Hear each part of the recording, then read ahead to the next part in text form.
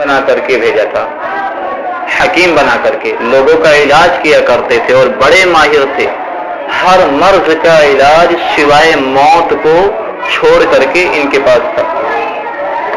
تو خود حضرت لقمان علیہ السلام بیان فرماتے ہیں کہ میں اللہ تبارک و تعالیٰ کے فضل و کرم سے میں نے 4000 انبیاء علیہ السلام کی خدمت کی، 4000 انبیاء کرام کی، 4000 نبیوں کا زمانہ ان کو ملا، 4000 نبیوں کی انہوں نے خدمت کی، لیکن کبھی بھی وہ اپنے مقصد سے غافل نہ ہوئے۔ وہ فرماتے ہیں کہ میں نے 4000 نبیوں کی خدمت کی، لیکن میں نے 4000 نبیوں کی زندگی میں ایک چیز کو بہت غور سے دیکھا کہ اب خدمت کی 4000 نبیوں کی، ان کی صحبت میں رہا، ان کی بات سنی، واعظ و نصیحت سنی، مجھے زندگی میں بہت کچھ سیکھنے کا موقع ملا، 4000 نبیوں کی صحبت میں رہ کر کے بہت کچھ مجھے سیکھنے کا موقع ملا۔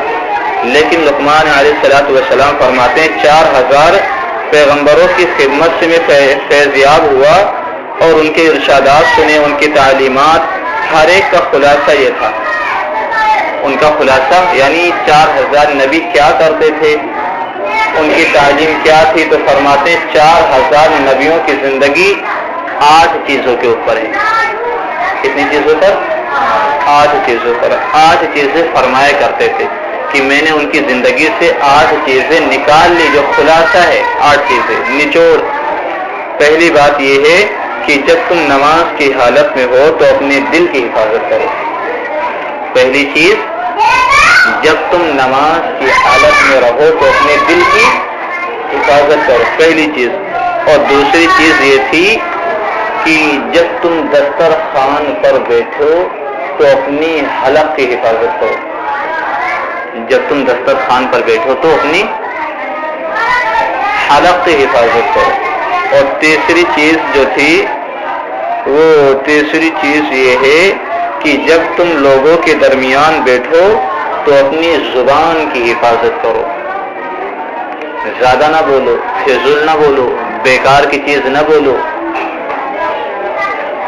جو بیکار کی باتیں سمجھی جائیں، لوگ تم کو پاگل سمجھنے لگیں، بیکار کی باتیں نہ بولو۔ اور چوتھی چیز یہ تھی، جب کسی کے گھر جاؤ تو اپنی نظر کی حفاظت کرو۔ نمبر 4، جب کسی کے گھر جاؤ تو اپنی نظر کی حفاظت کرو۔ اور نمبر 5 تھی کہ اللہ تبارک و تعالیٰ کو ہمیشہ یاد رکھو، ہمیشہ اللہ کو یاد کرو، یہ سمجھ کر کہ اللہ تبارک و تعالیٰ مجھے دیکھ رہا ہے، یہ سمجھ کر اللہ مجھے دیکھ رہا ہے، یہ سمجھ کر اللہ تبارک و تعالیٰ کو یاد رکھو، حاضر و ناظر سمجھ کر اللہ کو خوب یاد کرو۔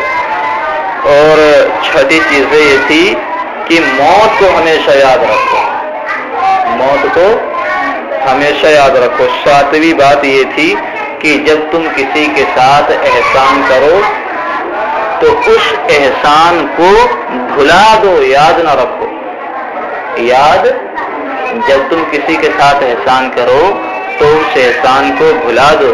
اور 8ویں بات یہ تھی، جب تم کو کوئی تکلیف دے، جب تم کو کوئی تکلیف دے تو اس تکلیف والی بات کو بھی بھلا دو۔ تو یہ 8 باتیں کتنی قیمتی، اب ان باتوں کا خلاصہ کیا ہے، ان 8 باتوں کا، ان 8 باتوں کا جو ہے خلاصہ کیا ہے۔ یہ وہ 8 باتیں ہیں جن کو حضرت لقمان علیہ السلام نے 4000 انبیاء کی صحبت میں رہ کر حاصل کیا، اور یہ ان کی تعلیمات کا نچوڑ تھا۔ 4000 انبیاء کرام کی تعلیمات کا نچوڑ یہ 8 باتیں ان کی تعلیمات کا نچوڑ، اور یقیناً یہ ہماری بھی تعلیمات کا نچوڑ ہے۔ اگر یہ چیز دیکھو ہماری زندگیوں میں آ جائے تو کتنی بڑی کامیابی ہمیں مل جائے گی، ملے گی۔ اگر یہ چیزیں ہماری ذمہ آ جائیں، یہ 8 باتیں، صرف 8 باتیں، تو کتنی بڑی ہمیں کامیابی مل جائے گی، ہماری زندگی میں انقلاب آ جائے گا اگر یہ 8 باتیں ہمیں مل گئی۔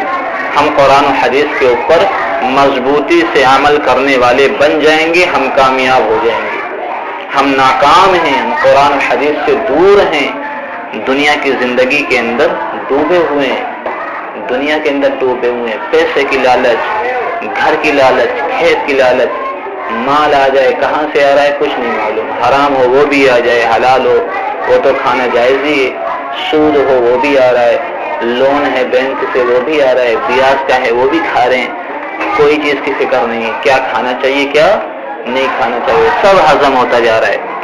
آیا سمجھ میں؟ تو یہ ان کی 8 باتیں تھی۔ پہلی بات ان کی یہی تھی کہ جب تم نماز کی حالت میں رہو تو اپنے دل کی حفاظت کرو۔ یہ کس لیے کہا گیا؟ جب نماز کی حالت میں رہو تو اپنے دل کی حفاظت کرو، یہ اس لیے کہا گیا کہ نماز دین کی ایک اہم ترین عبادت ہے، اس کو بڑی فضیلت دی گئی، بڑی فضیلت۔ کوئی بھی نبی ایسا نہ ہوا جو بے نمازی ہو، کوئی بھی ایسا نبی نہیں ہوا جو بے نمازی ہو، سب کے سب نماز پڑھنے والے تھے، سب کے سب متقی تھے، تقوی اختیار کرنے والے، اللہ تبارک و تعالیٰ کی آگے اپنی پیشانی کو جھکانے والے تھے، کیونکہ نماز ایک اہم ترین عبادت ہے۔ یہ نماز اللہ تبارک و تعالیٰ کو بہت پسند ہے۔ دیکھو ہم اپنی پیشانی اپنے ماتھے کو کسی اور کے سامنے نہیں جھکاتے ہیں کبھی، اس پیشانی کو ہم بہت سمجھتے ہیں کہ ہمارا سر نہ جھکنے پائے کسی کے آگے، لیکن جب ہم اللہ کے آگے آتے ہیں تو اب ہمیں یہی کرنا ہے کہ جو پیشانی کسی کے آگے نہیں جھکی، اس پیشانی کو ہمیں اللہ کے آگے جھکانا ہے۔ کسی کے سامنے ہاتھ جوڑ کر نہیں کھڑے ہوتے ادب کے سامنے، لیکن اللہ تبارک و تعالیٰ کے آگے ایسے ہی ادب کے ساتھ جو ہے ہاتھ باندھ کر کے کھڑے ہوتے ہیں، کسی اور کے سامنے جھکتے نہیں ہیں اور رکوع نہیں کرتے ہیں، لیکن اللہ تبارک و تعالیٰ کے سامنے جب کھڑے ہوتے ہیں نماز کی حالت میں سجدہ کرتے ہیں اللہ کے لیے، دعائیں مانگتے ہیں اللہ کے لیے۔ اسی لیے یہ نماز خاص ایسی عبادت ہے جس کے ذریعے تکبر یعنی گھمنڈ ٹوٹ جاتا ہے۔ کسی کے آگے نہیں جھکا لیکن اللہ کے آگے آ کر کے جھک گیا ہے، تکبر گھمنڈ ٹوٹ نہیں گیا۔ نماز ایک اہم ترین عبادت ہے جس کے اوپر اللہ تبارک و تعالیٰ کا خاص انعام ہے، نمازی شخص کے لیے بڑی فضیلتیں ہیں۔ اور نماز کا 2 حصہ ہے، نماز 2 چیزوں کا نام ہے۔ ایک نماز نام ہے اس چیز کا کہ ہمارا ظاہر درست ہو، ہمارا ظاہر درست ہو، یعنی جو نظر سے آ رہا ہے ہمارا ظاہر وہ درست ہو۔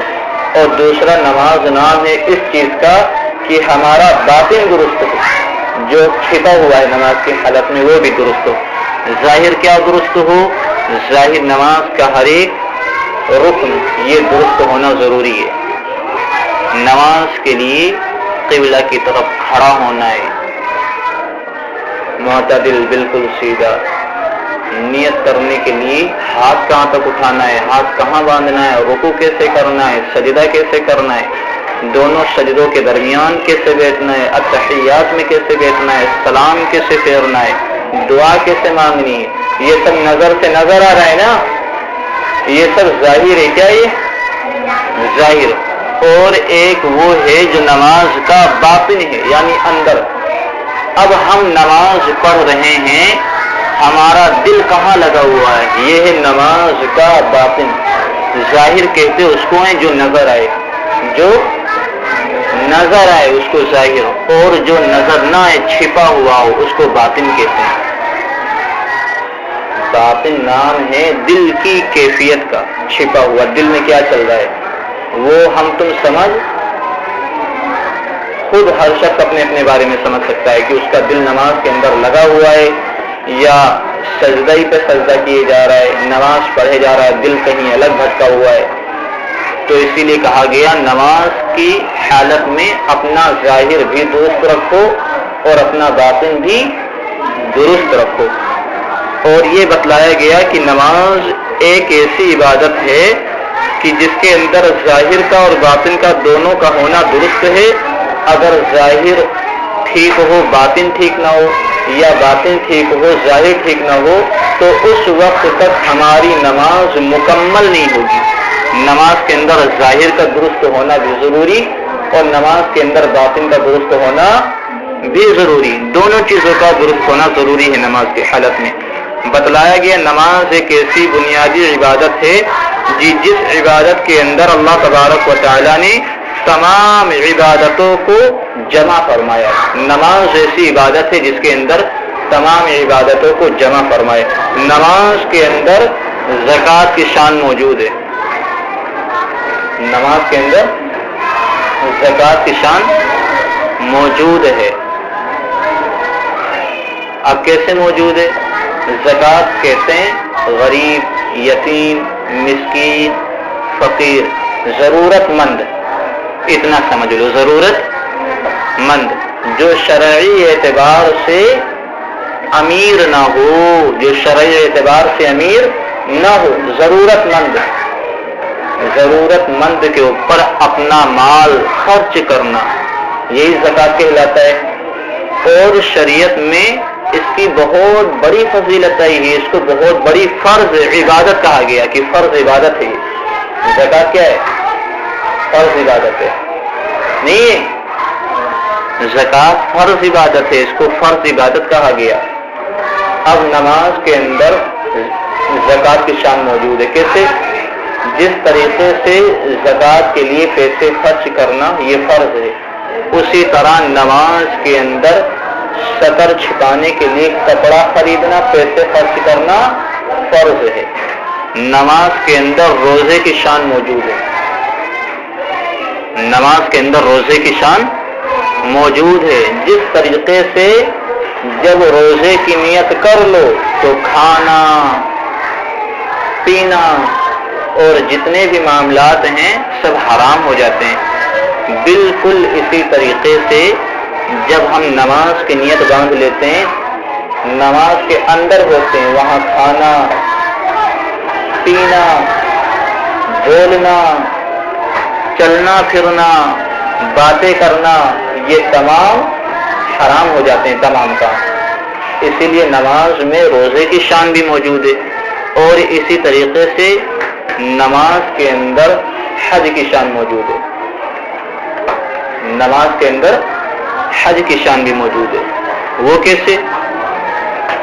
حج کے اندر کعبہ کا طواف کیا جاتا ہے، گول گول گھوم کر کے کعبہ کا طواف، اور رخ کعبہ کی طرف ہوتا ہے۔ اب یہی مسئلہ ہے نماز کے اندر کہ نماز کے اندر کعبہ کی طرف منہ کر کے کھڑا ہوا جاتا ہے۔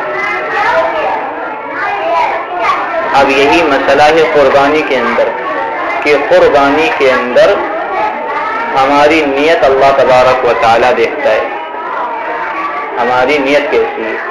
بالکل یہی مسئلہ ہے قربان کرنے والے شخص کے بارے میں، اس کی نیت کیسی ہے اللہ تبارک و تعالیٰ یہ دیکھتا ہے، اللہ تبارک و تعالیٰ یہ پسند فرماتا ہے کہ اس کی نیت کیسی ہے۔ اللہ تبارک و تعالیٰ یہ دیکھتا ہے کہ قربانی کرنے والے کی نیت کیسی ہے۔ مسئلہ نماز کے بارے میں، نماز میں بھی اللہ تبارک و تعالیٰ نیت دیکھے گا کہ ہماری نیت کیسی تھی، عبادت کرنے میں نیت کیسی تھی، کہیں ریاکاری تو نہیں تھی، کوئی دکھاوا تو نہیں تھا کہ فلاں شخص دیکھ لے مجھے بڑا آدمی سمجھے، بڑا نیک ہے، بڑا پرہیزگار ہے، بڑا اللہ والا ہے۔ نہیں، اللہ کے لیے، اللہ کو راضی کرنے کے لیے، اللہ کے بندوں کو راضی کرنے کے لیے نہیں پڑھی جاتی نماز، اللہ کو راضی کرنے کے لیے۔ تو اب حضرت لقمان علیہ السلام کی 8 باتوں کا یہی نچوڑ ہے، یہی مقصد کہ پہلی چیز جب نماز پڑھو تو اپنے دل کی حفاظت کرو، یہ پہلی چیز بتلایا گیا۔ اور دوسری چیز بتلایا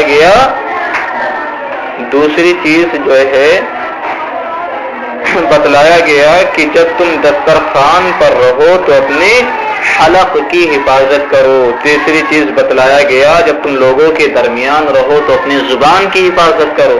اور چوتھی چیز بتلایا گیا جب تم کسی کے گھر جاؤ تو اپنے نظر کی حفاظت کرو. اور پانچویں چیز بتلایا گیا کہ اللہ تبارک و تعالیٰ کو ہمیشہ یاد رکھو حاضر و ناظر سمجھ کر. میں غلط کروں گا اللہ کا عذاب آئے گا، میں اچھے کام کروں گا اللہ مجھ سے خوش ہوگا. اللہ کو حاضر و ناظر سمجھ کر اللہ کو ہمیشہ یاد رکھو. اور چھٹی بات یہ بتلایا گیا کہ موت کو ہمیشہ یاد رکھو، ہر وقت موت کو یاد کرو. ہے سمجھ میں؟ موت کو یاد کرو، موت سے غافل نہ ہونا. موت جتنی یاد آئے گی ایمان اتنا مضبوط ہوگا. موت جتنی یاد آئے گی اتنا زیادہ اخروی اعمال ہم کریں گے، اچھے اعمال کریں گے جو قبر میں کام آئیں وہ عمل کریں گے. جب موت یاد آئے گی دل میں خوف ڈر پیدا ہوگا، اس وقت یہ کام کریں گے. اور اسی کے ساتھ ساتھ ساتویں بتلایا گیا جب تم کسی کے ساتھ احسان کرو تو اس احسان کو ہمیشہ ہمیش کے لیے بھول جاؤ. اچھا اس کے بھی فائدے ہیں. جب ہم کسی کے ساتھ احسان کریں گے اس کو بھول جائیں گے تو وہ ہماری نیکی رہے گی.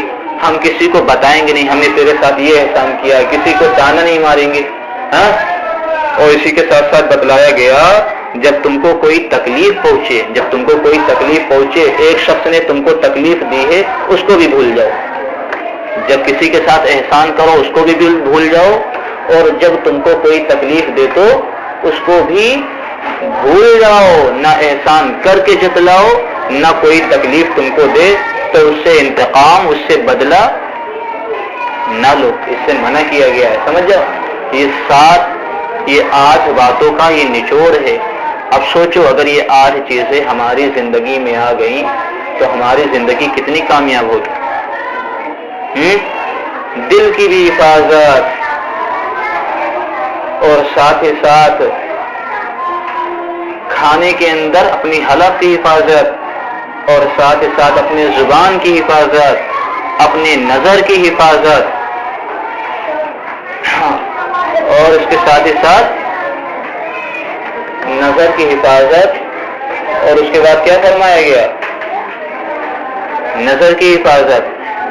اور اس کے ساتھ ہی ساتھ اچھا نظر کی حفاظت کا بھی یہ نظر جو ہے بد نظری اس کو بھی برا کہا گیا. انسان کی نظر لگانے سے نظر لگ جاتی ہے. العین حق، نظر کا لگنا بھی سچ ہے. نظر کا لگنا العین حق، نظر کا لگنا سچ ہے. یہ دیکھو 8 باتیں بڑی قیمتی باتیں ہیں. اگر یہ باتیں ہماری زندگی میں آ جائیں تو ہماری زندگی کامیاب ہو جائے گی، کامیاب زندگی بن جائے گی. سمجھ رہے ہو؟ تو نماز ایک ایسی عبادت ہے جس کے اندر تمام عبادتوں کی شان موجود ہے. نماز میں روزے کی شان بھی موجود ہے، نماز میں زکوٰۃ کی بھی شان موجود ہے، نماز کے اندر حج کی بھی شان موجود ہے، نماز کے اندر قربانی کی بھی شان موجود ہے. اور اسی طریقے سے نماز کے اندر اعتکاف کی بھی شان موجود ہے. تو نماز اسی لیے کہا جاتا ہے جس شخص کی نماز اچھی نکلے گی اس کا تمام عبادتیں اس کی اچھی نکلیں گی. لیکن نماز کے بارے میں سوال و جواب ہوگا. جو شخص نماز کے بارے میں پھنس گیا وہ ساری چیزوں میں پھنستا چلا جائے گا. جو نماز میں پھنس گیا وہ ساری چیزوں میں پھنستا چلا جائے گا. اور جس کی نماز اچھی ہوگی اس کی تمام عبادتیں اچھی ہوں گی. اس لیے شریعت میں نماز کو بڑی اہمیت دی گئی، بڑی ترتیب دی گئی. بڑی مقدس عبادت نماز کو کہا گیا. نماز کو دین کا ستون بتایا گیا. اور جس نے ستون اور کھمبے کو گرا دیا اس نے اپنے دین کو برباد کر دیا. نماز ایسی چیز ہے جو مسلمان اور کافر کے درمیان فرق پیدا کر دیتی ہے. مومن اور کافر دونوں کے درمیان فرق پیدا کر دینے والی چیز نماز ہے. مسلمان ہوگا وہ کیا کرے گا؟ اسلام کی